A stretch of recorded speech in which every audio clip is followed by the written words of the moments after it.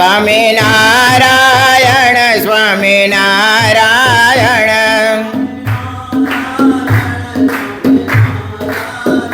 સ્વામિનારાયણ સ્વામિનારાયણ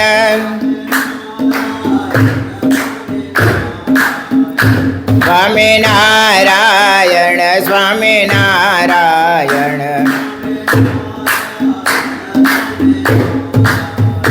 સ્વામિનારાયણ સ્વામિનારાયણ સહજાનંદ સ્વામી મહારાજની જય. સનાતમ ચંદન ચરચિત મને જય જને પુષ્પ સૃજાલંકૃત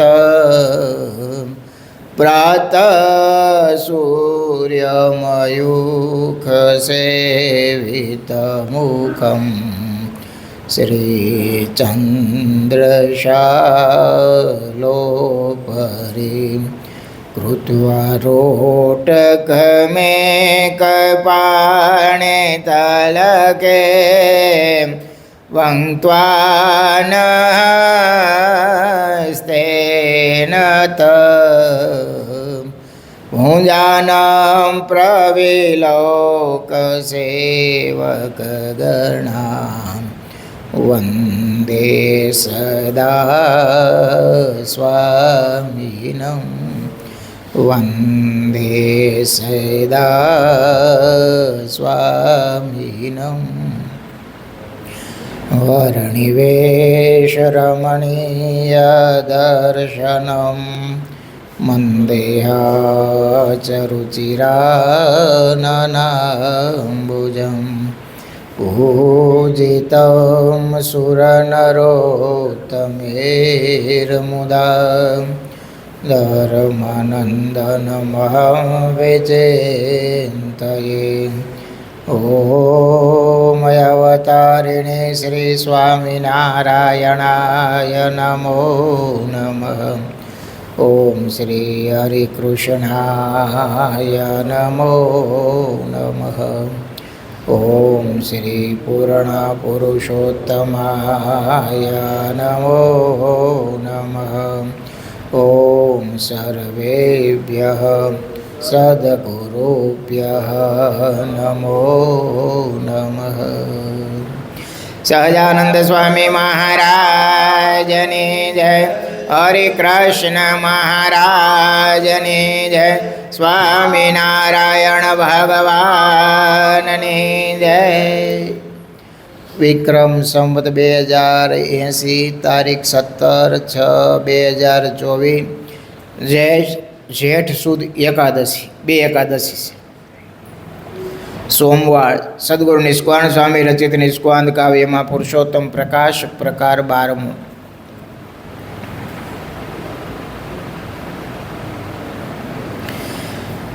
લેતા સ્વામિનારાયણ નામ રે થાશે પ્રાણી તે પૂરણ કામ રે. લેશે નામ નિરખશે નેણે રે પરમ પ્રાપ્તિ પામશે તેણે રે. એક કડીમાં સ્વામીએ આખા જીવનનો સાર કહી દીધો. જે આપણે સાધના કરી કરીને જે કરવાનું છે ને એ આટલું કરે તોય પ્રાપ્ત થઈ જાય. શું કરવાનું કે જે સ્વામિનારાયણ નામ લેશે થાશે પ્રાણી તે પૂર્ણ કામ. પછી એને કાંઈ કરવું રહે નહીં. સ્વામી કે લેશે નામ નિરખશે નેણે પરમ પ્રાપ્તિ પામશે તેણે. નામ લઈ અને કોઈ મૂર્તિનું ચિંતન કરે તો એને જ્યાં પામવું છે કે તો અક્ષરધામમાં જવું છે ત્યાં એ પહોંચી જાય. પુરુષોત્તમ પ્રકાશમાં સ્વામીએ મહિમા કેવો ભર્યો છે. કાલે જ રવિ સભામાં પૂજ્ય શાસ્ત્રી સ્વામી મુનિ વત્સલદાસજી સ્વામી કહેતા હતા કાર્યાણીમાં મહારાજ અક્ષર ઓળીમાં બેઠા હતા અને સંકલ્પો હતા એ સંકલ્પ નિષ્કોણ સ્વામીએ સાંભળ્યા અને પછી સ્વામીના પ્રેરણા થઈ કે મારે પુરુષોત્તમ પ્રકાશ ગ્રંથ કરવો હે, જેના માટે મહારાજ આ ભૂમંડળમાં પધાર્યા હતા. અનંત જીવનો મોક્ષ કરવો, કલ્યાણ કરવું. શરૂઆત જ આપણે જોયું, સદા વ્રતોથી ચાલુ કરી ને ધીમે ધીમે પછી સમય ઉત્સવ, અને આમાં તો સ્વામી કે જે સ્વામિનારાયણનું નામ લેશે એ પૂરણ કામ થઈ ગયું, એને કાંઈ કરવું રહેતું નથી. અરે સ્વામી તો આમાં આગળ મહિમા ત્યાં સુધી લખશે કે કોઈ સ્વામિનારાયણ સ્વામિનારાયણ ધૂન બોલતો આવતો હોય અને સામે પશુ મળે ને એના કાને અથડાય શબ્દ, તો પણ બીજા જન્મે એનું બીજબળ થાય ને હરિભગત થાય, ભગવાનને ભજન કરીને અક્ષરધામમાં જાય. મહિમા કેવો તમે જુઓ તો ખરા. ગુણાતાન સ્વામી એટલા માટે તો કહેતા કે આ મંત્ર એવો બળ્યો છે ને, કાળા નાગનું ઝેર ઉતરી. એટલું જ નહીં, વિષય ઉડી જાય, અરે બ્રહ્મરૂપ થઈ જાય. વિચાર તો કરો, આમાં શું બાકી રહીએ? આ કાળા નાગનું ઝેર ઉતરી જાય એ આપણે બોલીને એટલે તરત માણસાના આપા બાપુ યાદ આવે. ઘટી ગયેલી ઘટના હો. હમણાં ધામમાં ગયા અને સ્થિતિ કેવી આપા બાપુ.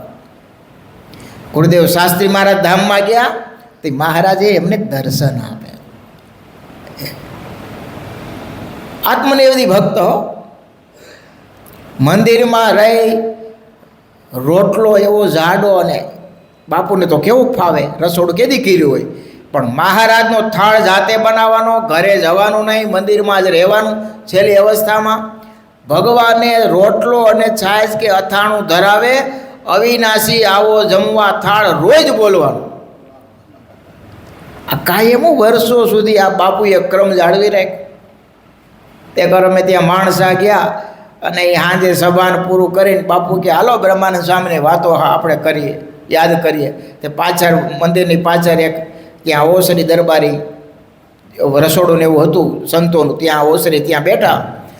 એ 10 વાગે વાતો ચાલુ કરી, રાતે 2 વાગે પૂરી કરી. હો, એવી કેફમાં વાતો કરે બ્રહ્માનંદ સ્વામીની, ગુણાતીતાનંદ સ્વામીની. અને ભગત એવા કે ભગવાને રોજ જાતે થાળ ધરાવવાનો, બનાવવાનો જાતે અને ધરાવવાનો જાતે. હવે એકવાર સવારે કૂવામાં બાજુમાં નદી, ઓલા કૂવો છે મંદિરની બાજુ, પાણી ભરવા સવારે ગયા છે ને સર્પ ડસ થયો. આપણને જેમ ઝેર ચડે ને એમ સર્પની ચડે. એમાંય બાપુએ કોઈ દી મીઠું તો ખાધેલું નહીં, એટલે સર્પને ઝેર જલ્દી ચડે. છતો પાઠ થઈ ગયો સર્પ સીધો. બાપુએ જોયું, ડોલ ભરીને આવ્યા મંદિરમાં, પણ વિચાર આવ્યો કે ગામમાંથી આગળ કોઈક આવશે તો સર્પને મારી નાખશે. બાપુ પાછા ગયા, સર્પને પકડીને હળવેથી કૂવો ઉતારી દીધો, મૂકી દીધો. એમ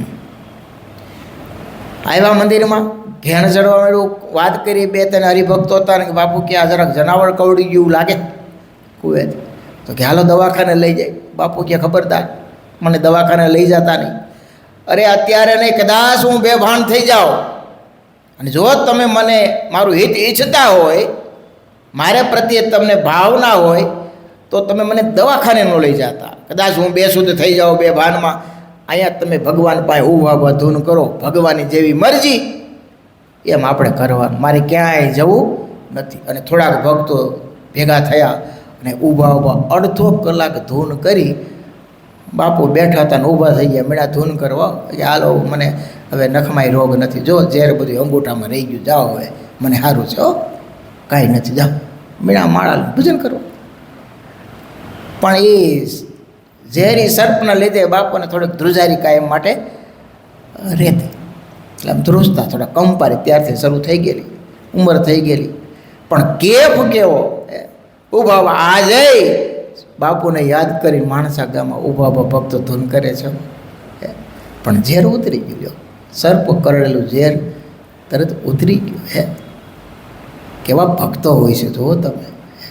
આપણે તો ખાલી વાતો સાંભળીએ છીએ, આ તો પ્રત્યક્ષ છે. ગોંડલમાં એક હરિભગતને એના છોકરાને સ્વરૂપ કર્યો, માનસ સ્વામી હાજરી, તરત લાવ્યા મંદિરે. સ્વામી કે હાલો ઠાકોરજી પાસે લઈ ગયો, છોકરાને ઠાકોરજી પાસે રાખ્યો, ધૂન કરો, ધૂન કરી અને ઝેર ઉતરી ગયું. સ્વામી કે એને કડવો લીમડો ખવડાવો, ખ્યાલ આવે, મરી ખવડાવ્યા, મને તીખા લાગે છે, કડવું લાગે છે. સારું કે સ્વામી કે જો હવે ઝેર ઉતરી ગયું, ચિંતા કરતા નહીં, છોકરો બોલાય સવાર સુધી હું તો તમે ઘેરે જાઓ. સવારે 4 વાગે સ્વામી એને જગાડેલા, જાય જા હવે ઘેરે. માનસ સ્વામી વિશ્વાસ હોય કે કાળા નાગનું ઝેર ઉતરી, અરે એટલું નહીં, વિષય ઉડી જાય. વિચાર તો કરો, આ પંચ વિષય કાંઈ જીતા એવા છે?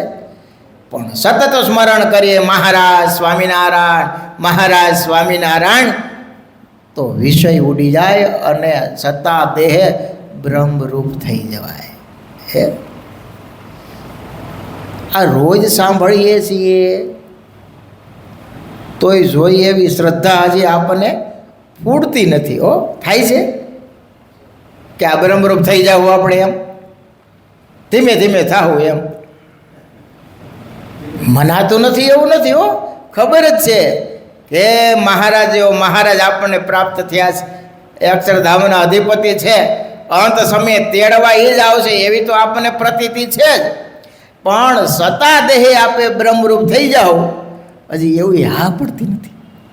નકર સ્વામી લખે એટલે કંઈ ખોટું લખે નહીં. અને નિષ્કાળ સ્વામી આમાં જ આગળ ઉલ્લેખ કરશે, ચોખવટ કરશે કે આ મેં મારું આમાં કાંઈ લખ્યું નથી, જેમ મને મહારાજ સુજાડતા ગયા એમ હું લખતો ગયો.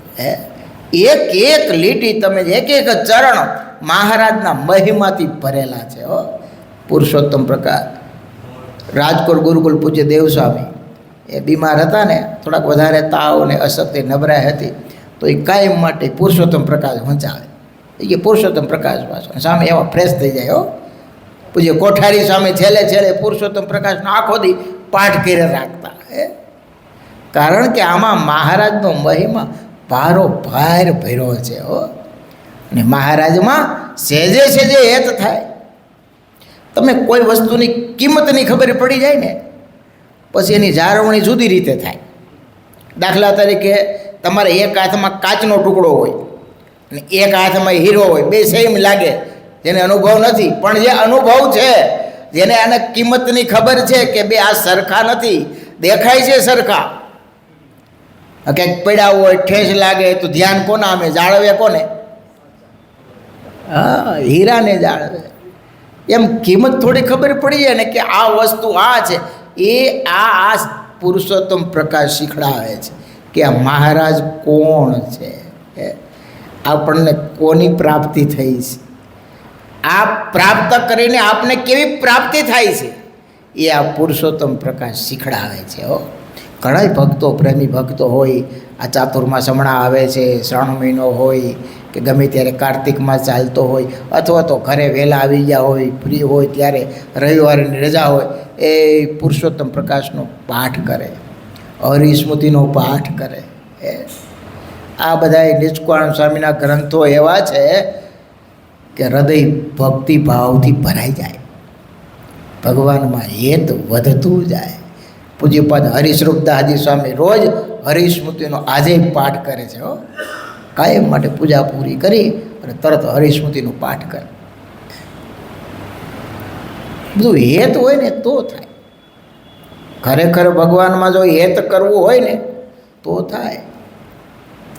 આપણે ધંધા બિઝનેસ કેવો ઉદ્યમ થાય છે? નથી થતો, કારણ કે એમાં માલ દેખાય છે. વળી પાછા તમે એમ કહો એના વગર થોડું હાલે છે, તો ભગવાનનો ભગત હોય એને આના વગર ન હાલવું જોઈએ. ખ્યાલ આવ્યો? ખરેખર જેને ભગવાનના ધામમાં જવું છે અને ભક્ત હૃદય છે, એને આના વિનાય ચાલવું ન જોઈએ. સચ્ચિદાનંદ સ્વામી ને આ બધા નંદ સંતો કેવા હતા કે બીજો ઘાટ થાય તો પંચામૃત ભોજન જમતો ને જેમ કાકરો આવે ને એવું વહમું લાગતું. કોઈ બળબડ તો કપાળમાં ડામ દે ને જેવું વહમું લાગે, એમ બીજા સંકલ્પ થાય ભગવાન વિના તો એને વહમાં લાગતા. એ સ્વામી મહારાજના દર્શન કરવા જતા આમ ખસતા ખસતા ઠેઠ મહારાજ સુધી પહોંચી જાય. હો, 2 પાર્ષદો રાખ્યા હતા, પકડી રાખવા પડે સ્વામીને. સભામાં આવે એટલે આમ ગાયને કેમ વાસુડો આવે ને હેરો છૂટે ચાટવા મળે એમ સ્વામીને રેઢા મુકાય નહીં, મહારાજને જોઈને સીધા બધ ભરી જાય. એવા પીરી ચોટલીવાળા જોગી સ્વામી હતા જુનાગઢ મંદિરમાં. ઘણીવાર અમે બહુ દર્શન કર્યા. અમે ગુરુકુલથી સવારની શણગાર આરતી કરવા જાય અને સ્વામી બરાબર પૂજન કરી દેવનું અને નીચે જાય. એટલા પ્રેમાળ હતા. ત્યારે બ્રહ્મચારી સેવાઓ કરતા દેવની, પણ આ પૂજ્ય જોગી સ્વામી એટલા પ્રેમ ને દયા, એટલા ભગવાનમાં હેતવાળા હતા. એટલે એને સંતો બધાએ નિર્દોષ નિખાલસ બાળક જેવું જીવન, એટલે દેવને દર્શન કરવા જવાની છૂટી. એ ચંદન હાથે લઈ આવે અને છાતીએ સડકે કપાળે, પછી કપાળે કપાળ દેવને સ્પર્શ કરે, છાતી સ્પર્શ કરે ને પેટે. એ હાથ પછી આમ માથામાં એટલે પીરી ચોટલી થઈ ગઈ, ચંદનવાળી પીરી ચોટલીવાળા કહેવાતા. પણ એવા પ્રેમ ને એવો એવરો ભગવાનને આમ બાથમાં ભેટે. હો, અને નાના અમે સંતો દર્શન કરવા જઈએ ને આને થોડાક દાણા માંડવીના અને સાકરના 2-3 કણીઓ રાખે કે લ્યો ખવાય ખવાય એમ કરીને સાકર આપે. સાકર એ પીળી પીળી થઈ ગઈ હોય, પણ એ પ્રેમ ને હેત. આપણે તો સચ્ચિદાનંદ સ્વામીની વાત સાંભળી, પણ હમણાં જ પીરી ચોટલીવાળા જોગી સ્વામી હમણાં ધામમાં ગયા. એ કાયમ માટે દેવને ભેટતા ને આવી રીતના. હો, કપાળમાં ચંદન ચરજે, છાતીએ ચરજે ને પછી બથ લઈને ભેટે. કપાળ સામે કપાળ અડાડ, સ્પર્શ કરાવે, છાતી અરે છાતી સ્પર્શ કરે. એવા ભેટે. આ પ્રેમ આવે ક્યાંથી? બધું આ કુદરતી હોય છે. હો, પૂર્વના એના કેટલા સુકૃતો ભેગા થયા હોય ને તો એ આવું ભગવાનમાં હેત થાય છે. આપણે 10-15 મિનિટ ભગવાન પાસે આમ ઊભું રહેવું હોય તોય અઘરું પડે. કેવું અઘરું પડે? કલાકો ધ્યાન કરવાનું તો ક્યાં વાત. પછી પાછ જોગી સ્વામી માથે ઓઢી કલાકો સુધી ધ્યાન કરતા. હો, એને કંઈક રસ આવતો હોય છે, કંઈક એમાં મજા આવતી છે તો થાય ને, નહીંતર થાય? જે ભક્તોને ધ્યાનનું, ભજનનું, ભક્તિનું અંગ હોય એને ભગવાનના દર્શન વિના રહેવાય નહીં. હો, આપણે એવું અંગ કેળવવું. આપણે ભલે બેઠા બેઠા ધ્યાન ન કરી શકીએ તો કાંઈ નહીં, પણ હાલતા ચાલતા જે મૂર્તિ ગમતી હોય એનું દર્શન કરી મુખેથી સ્વામિનારાયણ સ્વામિનારાયણ સ્વામિનારાયણ સ્મરણ તો કરી શકીએ. તો એ પુરુષોત્તમ પ્રકાશ છે કે મહારાજનો પ્રકાશ દિવ્ય તેજ હૃદયમાં અભરે ભરાઈ જાય. હો, અને એ સુખ જ્યારે આવવા લાગે ને પછી બીજું બધું ફીકું લાગે. આવતીકાલે કઈ એકાદશી છે? બોલો, ભીમ એકાદશી. એના નામ 3-4 છે. કોઈ એને ભીમ એકાદશી કે, કોઈ પાંડવ દ્વાદશી કે, કોઈ પાંડવ એકાદશી કે, નિર્જળા એકાદશી કે. અને આ 3 પુરાણમાં લખેલી છો. મોટા ભાગની એકાદશી એકાદ પુરાણમાં હોય. આ તો 3ય પુરાણમાંનું વર્ણન છે. મહાભારતમાં છે, પદ્મ પુરાણમાં છે, બ્રહ્મ વૈવર્ત પુરાણમાંનો બહુ વિસ્તારથી ભગવાન વ્યાસે મહિમા લખ્યો છે. આમ તો શું છે, ભીમ છે ને ભગવાન વ્યાસને પૂછ્યું, એના પિતામહ થાય ભીમ વ્યાસ ભગવાન. તેને પૂછ્યું કે પિતામહ, આ યુધિષ્ઠિર છે, આ કુંતાજી છે, દ્રૌપદી, અર્જુન, નકુલ, સહદેવ, એ આખા વર્ષની બધી એકાદશી કરે છે અને એ તો કરે છે અને મને દર એકાદશી મારી વાહે પડી જાય છે કે ભીમ તું કોઈ દી કરતો નથી, એકાદી તો કર. હવે મારે તમને પૂછવું છે કે હું એ ભગવાનનું પૂજન કરું અને કદાચ એકાદશી ન કરું ને એવું કાંઈ તમે જો શાસ્ત્રોમાંથી જાણતા હોય તો એવું એકાદું વ્રત મને દીધો તો મને એ એકાદશી કરે છે એનું ફળ મને મળે. ભીમ તો ભીમ ભાઈ, એને કંઈક કરવું નહીં, સીધું ફળ જોઈએ. બોલો, તો ભગવાન વ્યાસ કે તારે જો ફળ જોતું હોય તો બધી એકાદશી કરવી પડે. તને જો સ્વર્ગ વાલું હોય અને નરક તને પેલું દુઃખરૂપ લાગતું હોય તો બધી એકાદશી કર તો તું સ્વર્ગમાં જઈશ. આ બધાય કરે છે એમ તારે એકાદશી તો ફરજિયાત કરવી પડે, નહીંતર તને એમ ફળ પ્રાપ્ત થાય નહીં. ક્યાં તો ભીમ ધ્રુજી ગયો. એટલે હું વાત કરો છો તમે? તમને ખબર છે હું એક ટાઈમ પણ ભૂખ્યો રહી શકતો નથી, એક ટાણું કરી શકતો નથી, એમાં એકાદશીનો ઉપવાસ કેમ કરવો? અને એનું કારણ છે, એમાં મારો વાંક નથી, પાછો ભીમ કહે છો. એનું કારણ છે કે વ્રત નામનો અગ્નિ મારા જઠરમાં છે, એ મને ભૂખ્યો રહેવા દેતો નથી. મારે બહુ ખાવ તો માણ થોડોક શાંત થાય છે. હવે આમાં તમે મને ઉપવાસ કરવાનું કહો તો ક્યાંથી મેર ખાય? તમે તો દયાળુ છો. ભીમે હાથ જોડ્યા. એવો કંઈક ઉપાય બતાવો ને, એવું મને કંઈક વ્રત બતાવો ને. હાલો તમે બહુ બધા કહો છો તો વરમાં એકવાર હું ઉપવાસ કરીશ, એ થાય તો. ત્યારે ભગવાન વ્યાસ એને કહે છે કે વૃષભ અને મિથુન રાશિમાં સૂર્ય હોય ત્યારે જેઠ સુદ એકાદશી આવે ત્યારે બધા એકાદશીનું ફળ જોતું હોય તો અન્નજળનો ત્યાગ કરીને એકાદશી કરવી પડશે. જમવાનું તો એક બાજુ, અન્ન નહીં, જળનો ત્યાગ કરવાનો, ફરાર નહીં હો પાછું, નિર્જળા, તો તને એ બધી એકાદશીનું ફળ પ્રાપ્ત થાય. લે આને એમ થયું કે કરી આખા વર્ષની એકાદશીનું ફળ મળતું હોય અને આ બધાય ભાઈઓ કહેતું દર વખતે એકાદશી આવે તે મને બધાય આવે ને કે એટલે તું કોઈ દી કરતો નથી, તું કોઈ દી કરતો નથી, તો આ વખતે અખતરો કરવું. અને ભીમભાઈ અખતરો કર્યો. નિયમ એવો છે કે સવારે એકાદશી હોય ત્યારે સૂર્યોદય થાય અને બારસનો સૂર્યોદય થાય ત્યાં સુધી નિર્જરા રહેવાનું. નકર ઘણા શું રાતે 12 વાગ્યા પછી એકાદશી પૂરી થઈ ગઈ એટલે પાણી પી લે કે પાણી કરી લે. એમ નહીં, આ એકાદશી એવી, એકાદશીના સૂર્ય ઉદયથી બારસના સૂર્ય ઉદય થાય ત્યાં સુધી નિર્જરા. હા, સ્નાન કરવા માટે છૂટી અને ખાલી એક આચમન કરવા માટે વિધિ પ્રમાણે એટલું જ જળપાન કરવાનું, એથી વિશેષ કરવાનું નહીં. જો વિશેષ કરે તો એકાદશીના દિવસે એ સૂરા સમાન ગણાય, દારૂ સમાન ગણાય, એવો દોષ લાગે. એટલે ભીમભાઈ સવારે ઉઠીને સવારે એ સ્નાન વિધિ કરી અને ભીમસેને એકાદશી ચાલુ કરી. 2 પહોર તો બાપા માંડ માંડીએ આમથી તેમ ગળથોલિયા ખાયો. બધાને પૂછે કે હવે શું કરવાનું? તો કે આમ આખો દિવસ કાઢવાનો. હાંજ તો માંડ પાડી. હવે રાતે કાંઈ ઊંઘ તો આવે નહીં. ગંગા નદી હતી જઈને પીડા પાણીમાં. હા, પાછું આમાં નિયમ એવું આખી રાત જાગરણ કરવાનું હો, સુવાનું નહીં.